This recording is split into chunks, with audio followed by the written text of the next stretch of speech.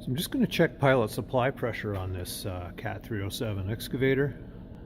There's two quick connects here at the pilot filter. This one's for taking an oil sample. This one's for checking our pilot supply pressure. So again, our pilot pump is here, delivering oil out this hose, runs up into the pilot filter housing. Then once it's filtered, it goes to the this is actually the return off of the relief valve. It goes out this line to the pilot manifold, which then connects oil to the cab, to the supplies for the joysticks and travel pedals, and other functions that are operated by pilot oil. And then the relief valve is here, going to limit our pressure to 595 psi as a spec, with a plus or minus. And then if the relief opens, there's a return line here that dumps back into the suction line. So fairly straightforward procedure here. All we need to do is start the engine. We should be checking with the oil at operating temperature. The engine just has to be running, and then we'll come back here and see what we've got for supply pressure.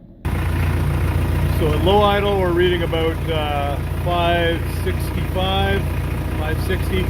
I'll rev it up to high idle and we'll see what we get.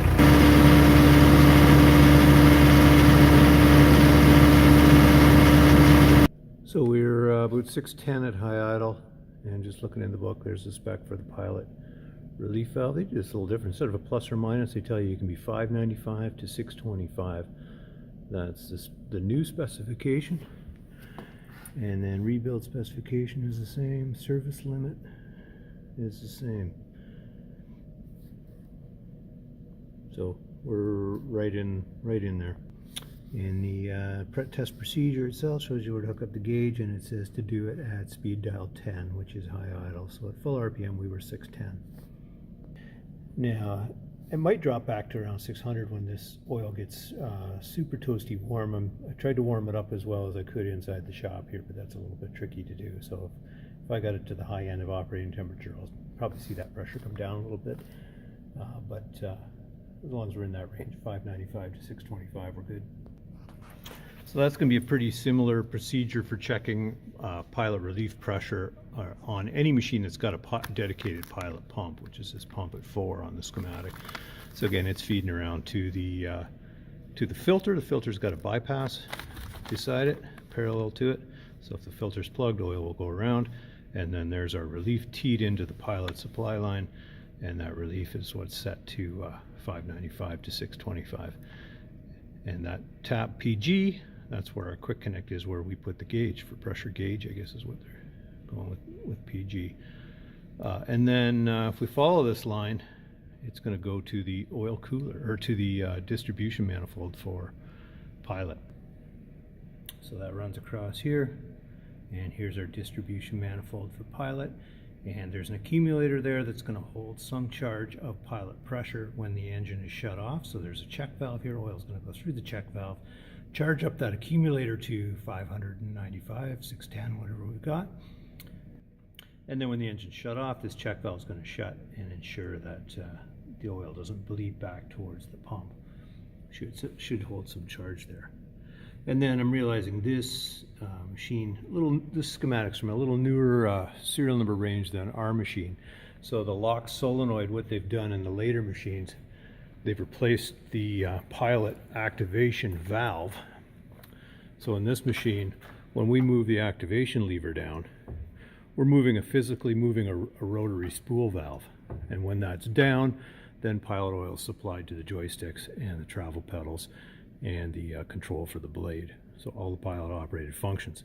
When this is up for ingress and egress from the cab, the pilot oil is blocked to all the controls. So that makes, if you're getting in and out of the cab, your coveralls or something get hooked on this pilot control, you're not going to be swinging the machine. But on the later machines, they've redesigned the cab and the console here. Instead of a physical valve, there's an activation switch and lever built into the console, and that switch operates a solenoid operated lock valve.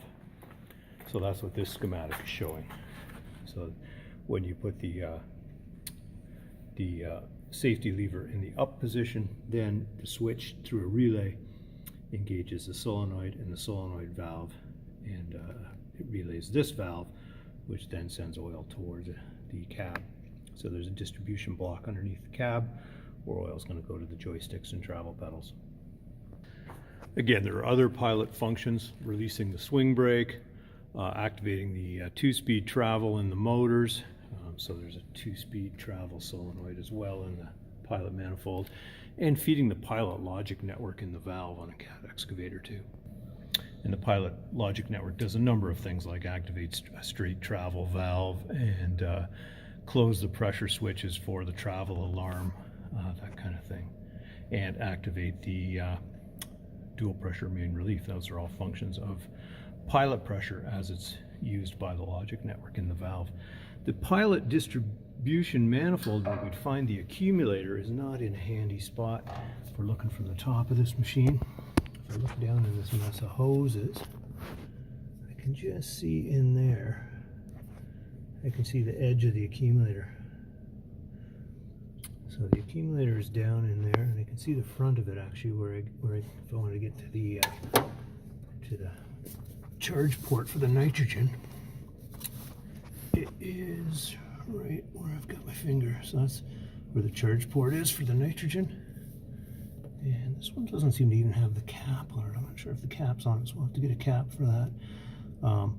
But again, the pilot system is going to have an accumulator on it, so we can lower implements to the ground when the engine's shut off.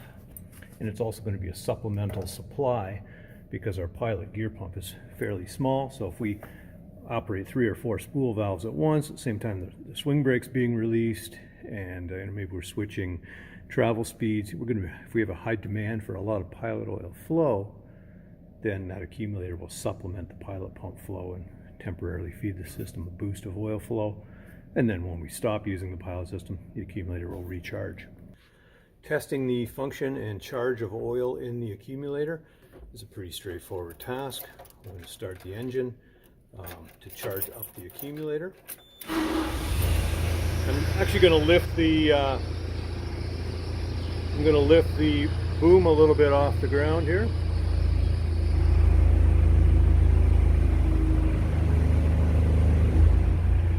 Got a belt that needs tightening on this machine.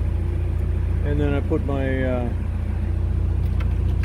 control back in the hold position. So if I push the activation valve into the activated position, then I'm going to try my boom down control here and see. Yes, I'm using stored pilot pressure from the accumulator to operate the boom down spool. If I waste all the oil out of the accumulator, I'm just operating the travel functions here, and I'll operate the blade function. I'll use up that oil out of the accumulator. Now if I try and lower the boom, I can't. So I'm just going to, if I need to, I'm going to start the engine just at idle for a few seconds.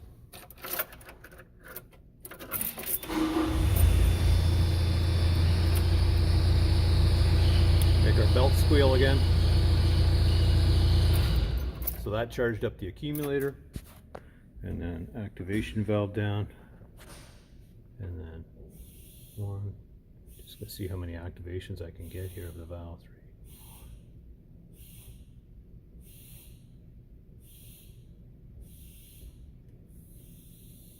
3. Seems like I can get about 9. I don't know if I'll get a 10th activation. But by doing that, then cycling the controls, that's how I'm going to be able to shift all the DCV spools in the main valve with the engine off, and that way I'm indexing all of my hoses and lines for the different functions. If I cycle all the controls while there's pilot pressure still in the accumulator, if I cycle all the controls, I'm going to make sure all the pressure's off of the main hoses going to the cylinders, because I'm going to be shifting all the DCV spools, indexing all of the work ports on the cylinders to tank, and letting the machine relax. Now on this machine I did that without turning the key on, because as discussed, the activation valve on this one is a manual valve. So there's a rotary valve underneath the cab. When I put that in that position, oil pressure from the accumulator is feeding the controls in the cab. But as we saw in the schematic, if I have a later serial number machine where this is an electric switch and there's a solenoid, well then I'm probably going to have the key on and then operate the activation. So different machines, fortunately there's no standard procedure. You've got to know the system, or at least know part of the system, so you can work safely on removing hoses or removing a cylinder. You've got to understand charging the accumulator, then shutting the engine off, then letting the implements find their natural zero pressure state where they're on the ground, and you've cycled all the control valve spools and indexed all the lines to tank. And then the next step would probably be to take the cap off the tank, because we've got a pressurized tank, if you want to make sure that there's absolutely no pressure. Not that tank pressure is going to be dangerous, but it would sure be annoying if it's pushing oil through the through anti-cavitation valves into work ports. So I've just lifted the boom up higher. I'm just going to see how many activations I can get from my accumulator, and this will be testing to let me know how full of nitrogen it is and how it's holding an oil charge. So 1, 2, 3, 4, 5, 6, 7, 8, 9. Yeah, I'm getting about 10 sweeps of the control. So I would suspect my accumulator may need to be recharged with nitrogen. Probably should hold more than that, but it is functioning.